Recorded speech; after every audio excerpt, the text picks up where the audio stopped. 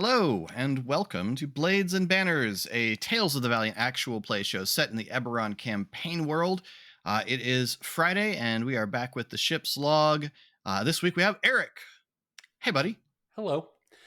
How's it going? It's going all right. It has been since our first ship's log, since we've gotten to talk to Eric. And ever so much has changed about Orryn since then, in that we found out what the deal is with Orryn, at least insofar as his class is concerned. So last time we talked, we hadn't introduced Svoboda and we hadn't introduced the vessel. Well, we did introduce the vessel, but not the subclass element of it. Yeah.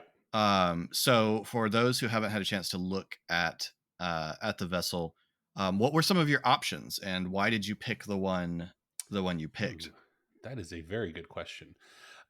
So there were a lot of really cool options that I spent a lot of time kind of agonizing over and talking with Philip about, like, just the various options and things like that. I'm going to try to pull up the document because it is worth looking at all of them. But the big ones that I recall, there was an elemental option that you could do, that, and then you would further pick like which element. So you had to pick like earth, wind, air, fire, and then there was It was a Fey one, I remember. There was a Fey like trickster.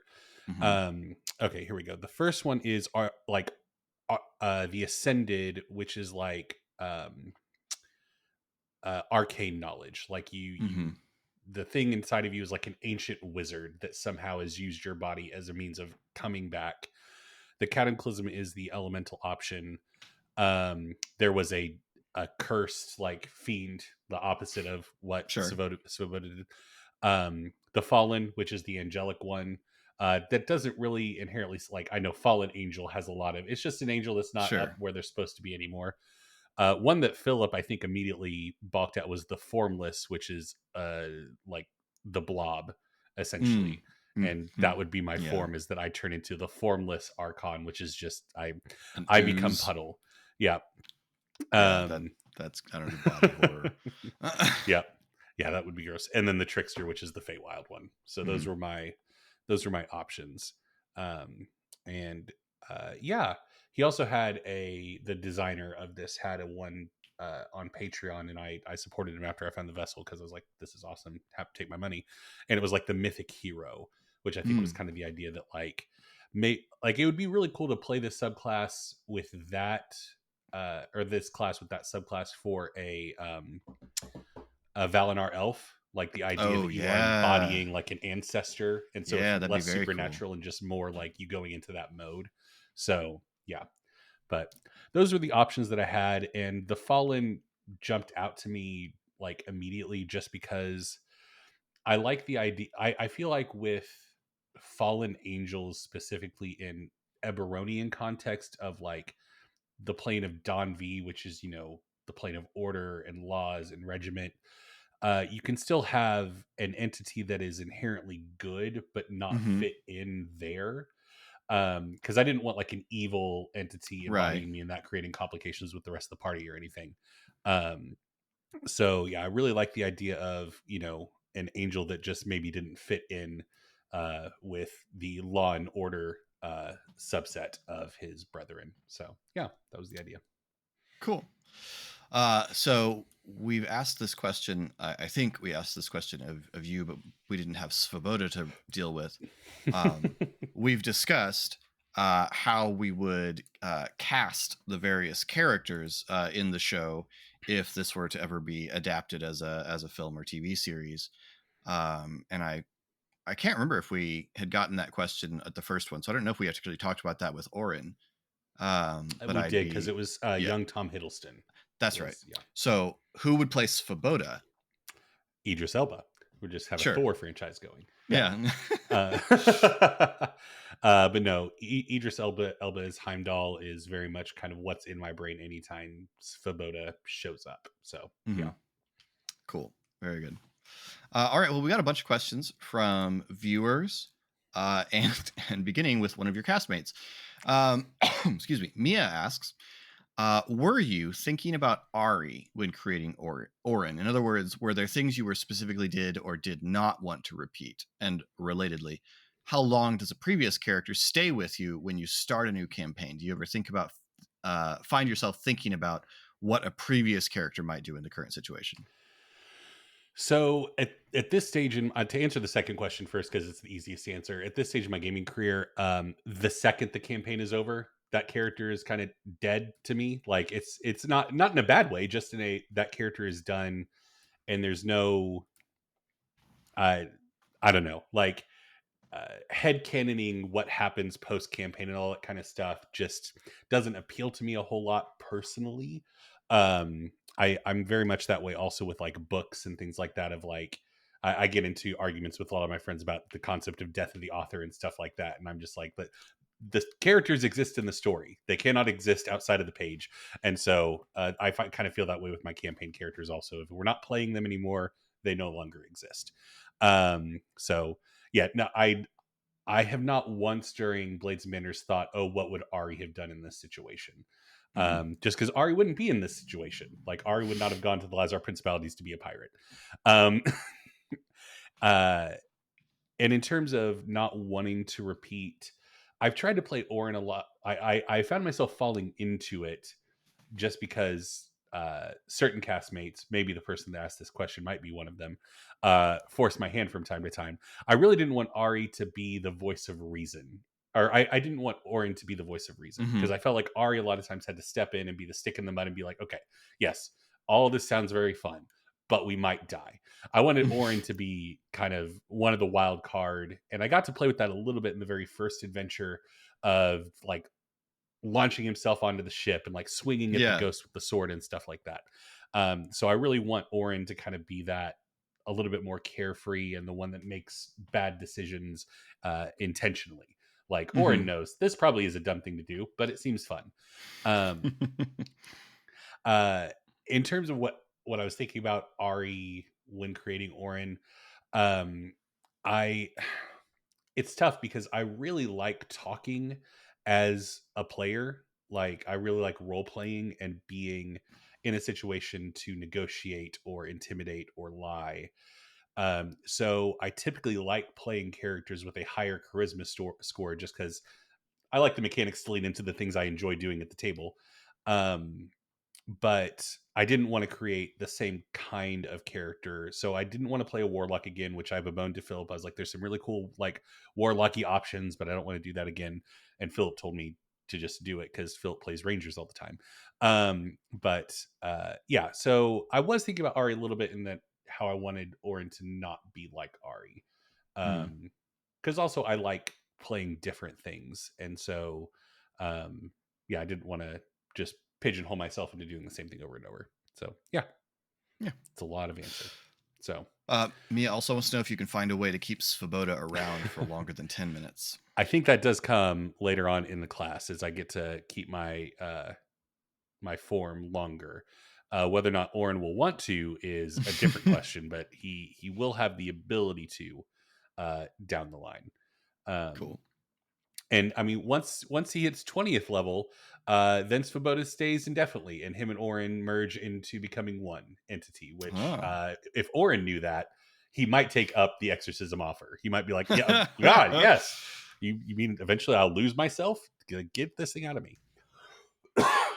Also, I do have to say I appreciate Mia the tag for the questions because since a lot of my evenings are tied up, that's how I know that I'm in the ship's log the following week. Is it gets announced to the watch party and then I get tagged in the question like, it's my turn.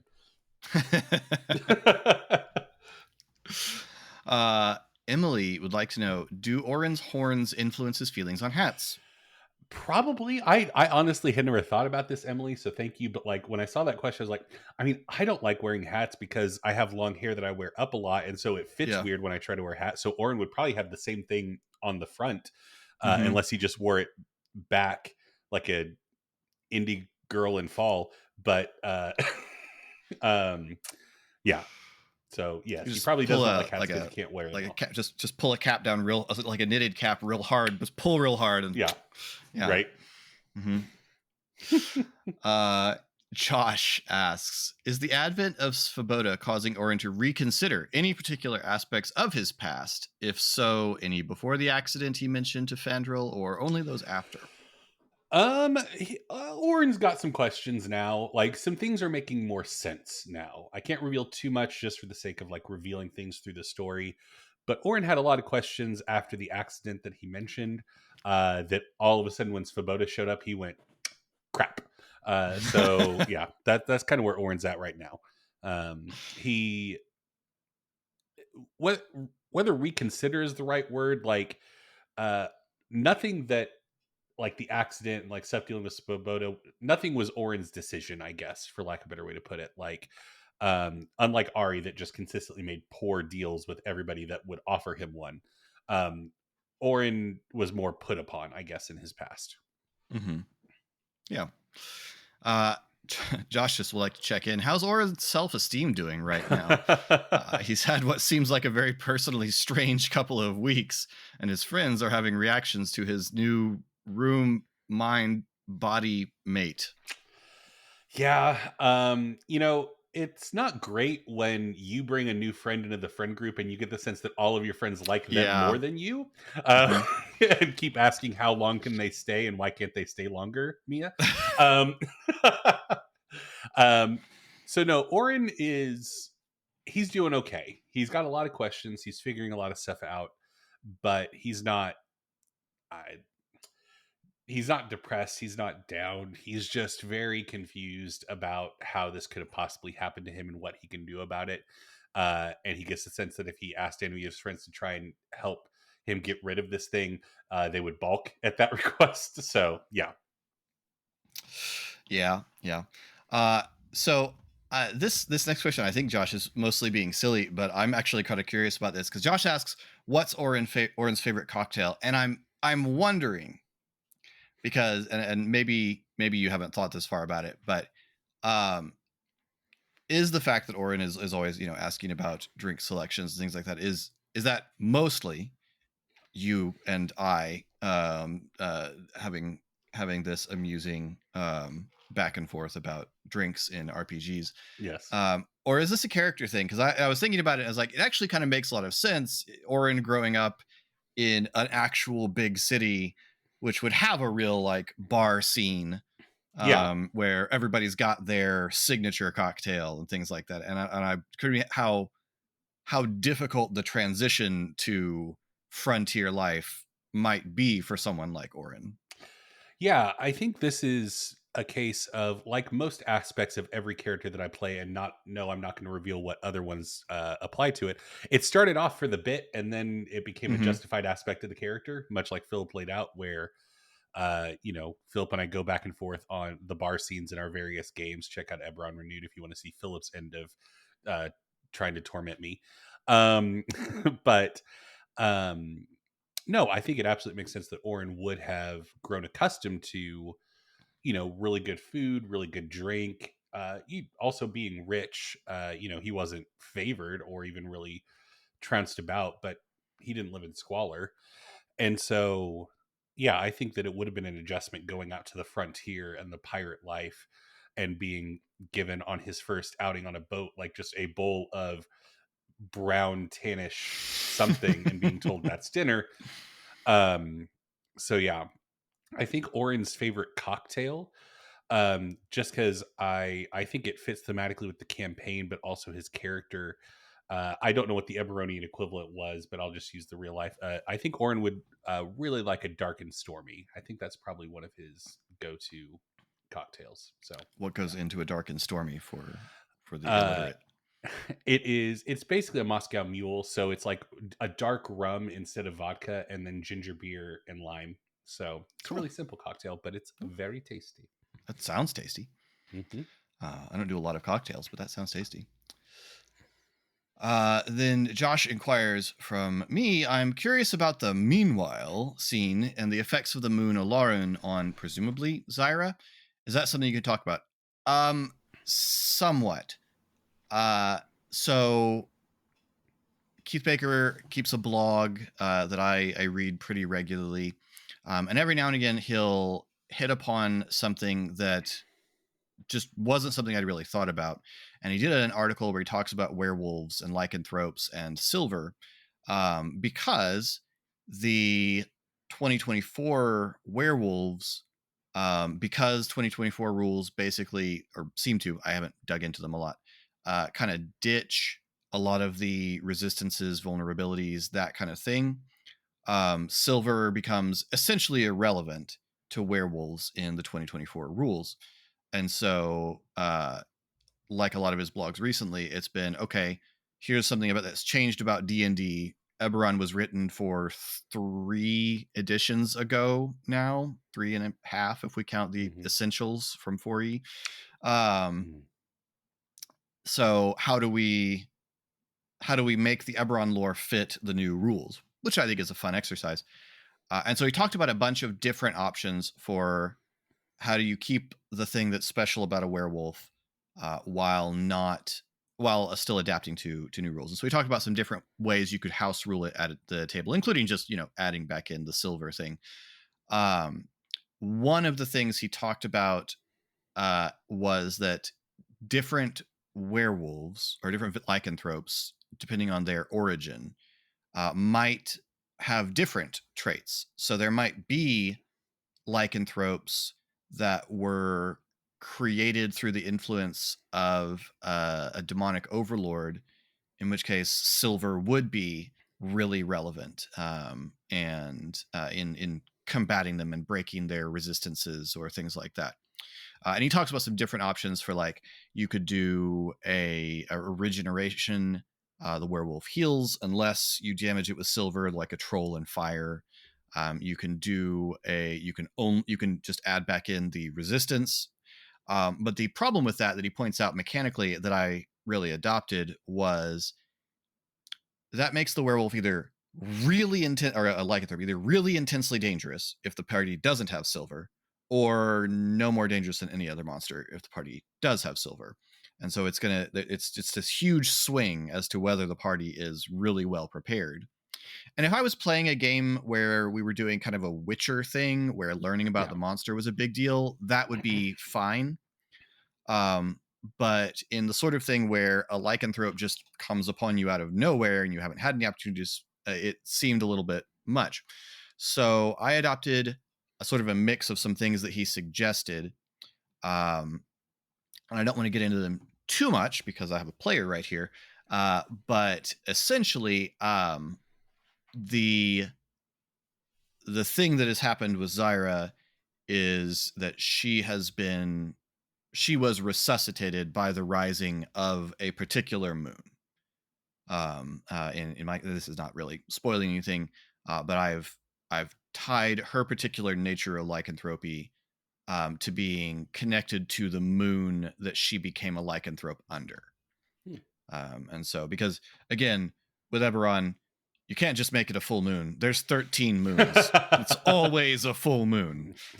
And so I picked one of the moons that would be tied to her. And so the revivification of Zyra, coming with the rising of the particular moon that she was made a were-tiger under, was kind of the import of that scene.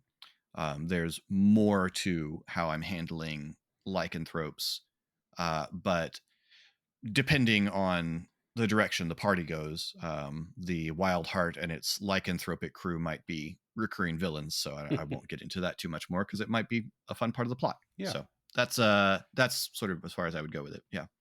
If you want to see what happens when lycanthropes show up as part of a random table roll and the party are wholly unprepared, tune into Eberron Renewed Campaign 1. Yeah, Campaign 1, man. That was very man, I was a little worried. Like, I was nervous because I really liked this concept of a whole lycanthropic crew. Yeah. And the concept, I asked a whole bunch of people I play RPGs with who aren't in the campaign to pitch me pirate crews, just so that I could have a big stable of pirate crews who could show up. And one of my friends that I've known largely through our Geek Pantheon community, but I've played games with outside of it, a guy named Richard, pitched Blackfin, a were shark pirate captain, famous for literally biting his enemies' heads off, like that sort of thing. And so I kind of took that and spun it out into, well, Blackfin would surely want to recruit other lycanthropes to his crew, and so this idea of a crew of lycanthropes kind of came from that. So we'll see. Darren asks, Eric, we know you can't get the exorcism because it's like your whole class. Fair. But say you did, how would you rebuild Orryn angel free? I haven't really looked at the equivalent subclasses in Tales of the Valiant just because I wasn't really looking at this class, but it would be Rogue with probably the Assassin subclass would be what Orryn would be without Svoboda. So, yeah. Cool. And then Emily seconds that, but then Darren asks, this is going to be slightly obscure, listeners. Darren asks if the alchemical recipe was for what he thinks it is. So Darren had sent me a guess as to what he thinks the alchemical thing, because he wants a record of whether he's right. And the answer is that Darren is on the right trail, but not he's on target, but not in the bull. Would be the answer to that.